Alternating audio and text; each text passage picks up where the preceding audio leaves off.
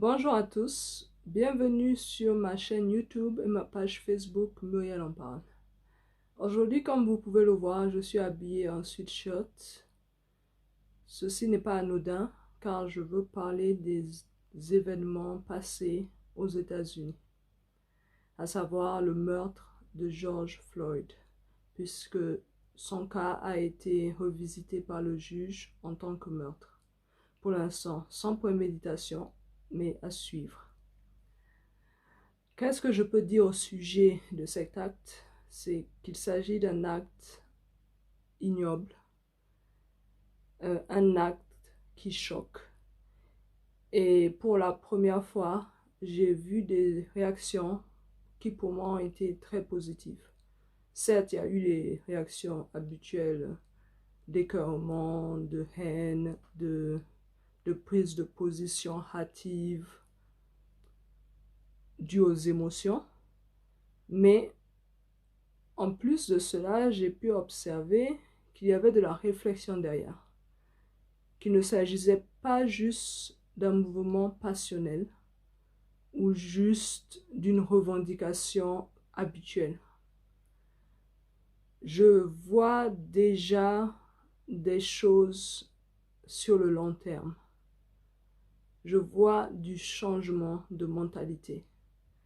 Je vois des remises en question, même de la part des Blancs, sur leur manière de fonctionner. Et cela est vraiment positif. Aujourd'hui, ce n'est pas juste les Noirs qui se battent, c'est toute personne indignée par cet acte de racisme qui se bat, peu importe la couleur de peau. Et cela me fait énormément plaisir. Qu'est-ce que je peux dire personnellement sur le racisme? Puisque moi-même je suis noire et que je vis en Europe, j'ai quelques cas de figure personnelle, même si bien sûr ce n'est pas à l'image de ce qui s'est passé aux États-Unis et que ce qui se passe aux États-Unis est de loin plus fort et plus violent car plus ancré dans le clivage qui existe depuis la fin de l'esclavage et la ségrégation raciale. Jusqu'à aujourd'hui, les États-Unis ne sont pas remis de cette ségrégation raciale. Et j'espère qu'un jour, un noir aux États-Unis aura les mêmes privilèges et le même droit de respirer que son frère blanc. Mais pour en revenir à mes cas de figure, moi je suis arrivée en France en 2007 et déjà, dès le lendemain de mon arrivée, à savoir que j'étais avec mon cousin, on était arrivés en même temps en France pour nos études et nous étions allés chez notre tante et nous étions allés à la banque. Et moi et mon cousin, nous tenions debout devant la banque en attendant que notre tante fasse son retrait.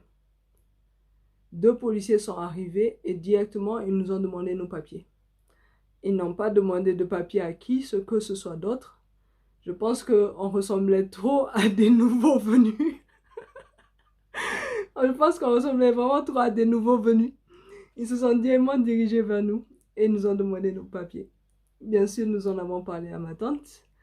Et ma tante a dit ils ont eu la chance qu'elle n'était pas là parce qu'elle n'aurait jamais laissé faire une telle chose. En effet, ma tante ne supporte pas le délit de faciès, c'est-à-dire dans toute une foule, les policiers, ils ne vont jamais se diriger vers un blanc. Ils vont toujours venir vers le noir pour demander ses papiers. C'est comme ça que ça fonctionne en France. Et très souvent, en France, j'avais le réflexe de toujours avoir mes papiers sur moi. Depuis que je suis venue en Angleterre, j'ai perdu ce réflexe parce que je me suis rendu compte que les Anglais ne demandent pas les pièces d'identité. C'est quelque chose qui m'a étonnée. Avant, je me baladais partout avec mes papiers, mais au bout d'1 an, j'ai compris que ça ne sert à rien que je sorte avec mes papiers. On ne me demandera jamais mes papiers.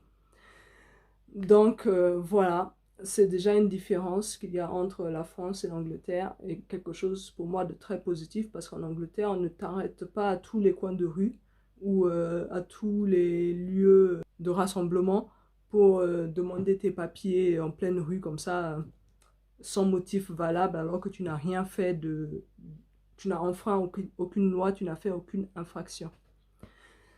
Donc voilà. Mais hormis cela, en Angleterre, j'ai quand même vécu des cas de racisme, mais c'est plus venant de la population. Par exemple, je me souviens que dans mon premier logement, où je venais d'emménager, j'avais une de mes voisines qui ne me supportait pas et qui voulait pas que je garde ma voiture devant sa maison. C'était c'était assez drôle parce qu'elle avait même menacé de mettre des clous pour que cela tue mes pneus. Et je lui ai fait savoir que si elle mettait des clous, je porterais plainte contre elle. Mais ce qui a été assez marrant, c'est qu'un jour, elle a pris un colis en mon nom. Je pense qu'elle ne savait pas que c'était moi, puisque forcément Muriel Marie Wright, elle ne s'attendait pas à que ce soit l'Africaine en question, puisque dans mon logement, on était plusieurs colocataires. Donc peut-être qu'elle ne s'attendait pas du tout à ce que la personne qui vienne pour ce colis soit moi. Et donc je suis venue récupérer ce colis. Et depuis ce jour, bizarrement, j'ai vu que son regard a changé envers ma personne. Donc, peut-être qu'au début, elle se disait, voici une immigrée. Et puis, avec le no-right, elle a pensé que j'étais anglaise. Eh ben non, je ne suis pas anglaise, même si j'ai le no-right. Mais donc, voilà quelques anecdotes pour ma part. Mais vraiment, ce qui m'avait marqué sur ce point, c'était en France, les papiers. Toujours se balader avec ses papiers. Toujours éviter de se retrouver dans certains quartiers, même si on n'a rien fait de mal, parce que voilà, c'est délit de faciès. Également en France, ce que je peux dire, par exemple, moi je ne l'ai pas vécu, mais certains de mes cousins ou de mes amis l'ont vécu, c'est le délit de faciès à l'embauche. À savoir que tu fais ton CV, tout est nickel, tu as les qualifications, tu as même les expériences, mais voilà, tu arrives et parce que tu es noir, tu es recalé. Ou parce que ton nom sonne africain ou arabe. Ah oui, les noms africains et les noms arabes en France, c'est très très mal vu dans le domaine de l'emploi. Et tu es recalé. Et c'est très très dommage. Et je ne parle pas juste sur base de rumeurs. J'ai eu un cas où la personne qui l'a vécu a juste changé de prénom parce qu'elle avait deux prénoms. Elle a juste changé son prénom sur son CV et la même compagnie qui lui avait dit que l'emploi avait été pourvu l'a rappelé et l'a embauché. Donc il ne s'agit pas juste de rumeurs, il s'agit de faits. En France, il y a beaucoup de délits de faciès, il y a beaucoup de délits sur le nom. Hormis cela, qu'est-ce que je peux encore dire sur ce sujet? C'est la manière dont cela est vécu par nous les Noirs. Moi, en tant que Noir venant d'Afrique, je ne le vis pas déjà de la même manière qu'un Noir qui a grandi en Europe. Oui, parce qu'un Noir qui a grandi en Europe, le racisme, il le connaît depuis petit. Et je ne mâche pas mes mots, il le connaît depuis petit. J'ai une amie dont les enfants à l'école subissent le racisme de leurs camarades de classe. Pas parce que le camarade de classe est raciste, puisque les enfants, ils ont quoi, 4, 5 ans, ils ne s'y connaissent pas en racisme. Mais parce que les parents de ces enfants sont racistes. Ainsi, cet enfant a eu des réflexions du type « ta mère n'est pas belle car elle est noire ». Ou encore, il y avait une de ses camarades avec qui il faisait ce qu'on appelle les amoureux d'enfance. Il y avait son amoureuse qui lui disait, lui répétait tout le temps que de toute façon, quand ils grandiront, elle ne va jamais l'épouser. Oui, les enfants. C'est clair que le mariage c'est loin pour des enfants de 4-5 ans. Mais quand même, elle ne va jamais l'épouser parce qu'il est noir. Donc je vous dis, l'effet que ça fait, l'effet psychologique, l'effet destructeur que cela fait sur un enfant de 4 ans, donc de s'entendre dire qu'il a la mauvaise couleur de peau. Nous, en Afrique, nous n'avons pas grandi avec cette histoire de couleur de peau. Même dans les écoles françaises, on l'a quand même su, mais on ne l'a jamais vécu. Pourquoi est-ce que je dis qu'on l'a quand même su? Parce que je me souviens d'une élève qui était arrivée en milieu d'année scolaire quand nous étions au Ghana. Et cette élève, elle avait 2 trousses. Et vous savez, les enfants, à chaque fois, ils écrivent sur les trousses les mots d'adieu, les vœux pour dire au revoir à leurs camarades. Et donc, elle avait 2 trousses. Et il y en avait une qu'elle mettait tout le temps sur son bureau, et il y en avait une autre qu'elle cachait. Et nous, on voulait lire qu'est-ce qui était écrit sur les trousses. Donc, celle qui était sur le bureau, on avait lu. Mais à chaque fois, on la voyait sortir la 2e trousse parce qu'elle y mettait les crayons de couleur. Mais à chaque fois, elle la rangeait automatiquement dans son sac. Elle ne voulait pas que nous lisions ce qui était écrit dessus. Un jour, elle n'a pas su. Nous sommes rentrés dans la classe pendant l'heure de pause. Elle n'avait pas remarqué que nous avions disparu de la cour de récréation. Et moi et mes camarades, nous sommes allés chercher cette fameuse trousse qu'elle rangeait automatiquement. Et quelle ne fut pas notre surprise. C'est là que nous avons lu des phrases du genre « Fais attention à toi quand tu seras dans ta case. Fais attention aux lions.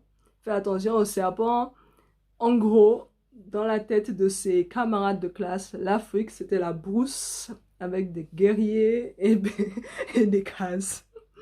Nous lui avons rien dit, nous avions bien souri et puis nous avons remis la trousse à sa place. Elle n'a jamais su que nous avions lu cette 2e trousse. Donc voilà. Après, en termes de préjugés, parce qu'il y a deux aspects avec le racisme. Il y a le racisme dans les actes forts, comme ce qui s'est passé aux États-Unis, mais il y a aussi des préjugés bizarres, comme les préjugés qu'avaient les camarades de classe de notre camarade à nous, donc les camarades de classe en France de notre nouvelle camarade de classe. À savoir que moi, je l'ai vécu, ces préjugés, quand j'étais arrivée en France. J'ai eu à entendre des réflexions auxquelles je ne réagissais pas, mais qui me mettaient très mal à l'aise. Par exemple, je me souviens, une fois, on faisait un cours d'anglais, et donc un cours d'anglais à l'université, c'est forcément des sujets divers, et ce sujet, c'était sur les coureurs kenyans, donc l'un des meilleurs marathoniens kenyans des Jeux Olympiques. Et donc, dans le reportage, on montrait sa maison, sa villa, qui n'était pas si grandiose, hein. C'était juste une villa comme on en a plein en Afrique. Et j'ai entendu les murmures de mes camarades de classe du genre non mais cette villa elle n'est pas en Afrique, non mais ces images c'est n'importe quoi, c'est pas des images d'Afrique ça, il n'y a pas de maison comme ça en Afrique et tout. Moi j'ai rien dit. Par contre après le cours j'en discutais avec ma camarade, elle aussi française, et je lui disais j'ai entendu les camarades de classe qui étaient en train de dire que en Afrique il n'y a pas ce genre de villa et tout. Elle était là, bon, il y a ce type de villa. Je dis, mais la villa sur la vidéo, c'est rien du tout. Déjà, c'était juste une villa, il n'y avait même pas de clôture, rien du tout. Il n'y avait pas de piscine, il n'y avait pas, il y avait même pas les 10 voitures que certains Africains ont dans leur cours. Donc voilà quoi, pour dire, la villa du coureur kenyan, c'était juste une simple petite maison sur la montagne, bon, quand même assez belle, bien peinte. Mais voilà, il n'y a rien d'extravagant. Mais voilà, eux dans leur tête, l'Afrique, c'est les cases, la brousse, la savane, les lions, les singes et les guépards. Et non, ce n'est pas ça l'Afrique. Et oui, le racisme, il est réel. Et certes, moi je le dis avec humour, mais quand un enfant, comme je citais l'enfant de mon ami, est détruit depuis l'âge de 4 ans, vous pouvez imaginer l'impact des faits qui ont eu lieu aux États-Unis sur cette personne. Oui, les Noirs sont en colère et ils le seront tant que ces choses ne changeront pas. Est-ce que la colère est la bonne solution? Personnellement, je ne le pense pas. D'ailleurs, je ne suis pas en colère, je n'ai pas réagi par la colère, parce que ce n'est pas le premier cas. Et j'espère que ce sera le dernier, mais peut-être pas. Donc, je ne peux pas me mettre en colère. Moi, je pense plutôt qu'il faut penser de manière constructive. Il faut penser éducation, il faut penser changement de mentalité, il faut penser amour, le vrai amour, il faut penser échange, il faut penser diversité. C'est dommage que jusqu'à aujourd'hui, les États-Unis ne se sont toujours pas remis de leur histoire. Ils n'ont pas tourné la page sur l'esclavage. Et cela fait plus de 100 ans que l'esclavage a été aboli. Cela vous donne une image de ce qui se passe. Et cela doit cesser. C'est à nous tous, blancs, noirs, chinois, indiens, quelle que soit la race que vous voulez, extraterrestres même, de faire ce changement en changeant nos mentalités individuellement. Si individuellement nous arrêtons les préjugés, si individuellement nous choisissons de connaître l'autre au lieu de le rejeter, si individuellement nous décidons de vivre dans l'amour et dans l'unité, le monde sera meilleur. Voilà, c'est ce que j'avais à dire sur ce fait divers, qui n'est pas un fait divers, parce qu'un fait divers, c'est quelque chose d'anodin. Non, ce n'est pas quelque chose d'anodin qui vient de se passer. C'est un fait grave. Merci à vous. Excellente fin de journée. Bye.